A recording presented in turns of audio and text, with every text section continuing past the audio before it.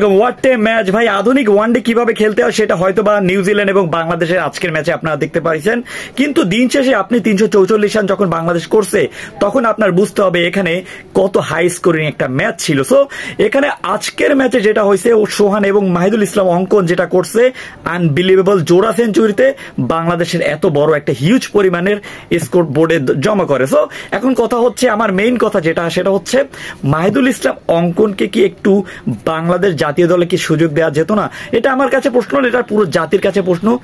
আপনি একটু কমেন্ট করে জানাই দেন যে আদৌ কি মাহিদুল ইসলাম অঙ্কন, আমি সোহানের কথা বলতেছি না, কেননা বিপিএল এ যে ধরনের পারফরমেন্স আপনি মাহিদুল ইসলাম অঙ্কনের কাছ থেকে দেখছেন, ওর হিটিং জোন বলেন, ছক্কা মারার যে ক্যাপাবিলিটি, সেটা মাহিদুল ইসলাম অঙ্কনের চেয়ে বাংলাদেশের হয়তো এখন পর্যন্ত তেমন কেউ নেই। সো বাংলাদেশের পক্ষে প্রথম ম্যাচে তিনি ভালো একটা 50 করেছিলেন, দ্বিতীয় ম্যাচে সেঞ্চুরি। সো তাকে কেন চান্স দেওয়া হয় না, এটা আমার কাছে না, এটা আপনাদের কাছে আমি প্রশ্ন রাখতে চাই, কেন চান্স দেওয়া হয় না? একটু কমেন্ট বক্সটা একটু খালি রয়েছে, প্লিজ একটু কমেন্ট করে জানাই দেন। সো আজকের ম্যাচ যেটা হয়েছে আপনার প্রথমত নিউজিল্যান্ড টিম যেটা আছে সেটা প্রথম শুরুতে ভালোই করছিল, কিন্তু দিন শেষে শরীফুল ইসলামের এবং রেজাউল ইসলাম রাজার নিয়ন্ত্রিত বোলিং এ তারা একটু হলেও বাংলাদেশকে গুছিয়ে রাখে। কিন্তু ম্যাচটা জমছে ভাই, হাই স্কোরিং ম্যাচ যখন হবে আপনি অবশ্যই এখানে মজা পাবেন। সো হাই স্কোরিং গেম আপনি কখনোই ভুলতে পারবেন না।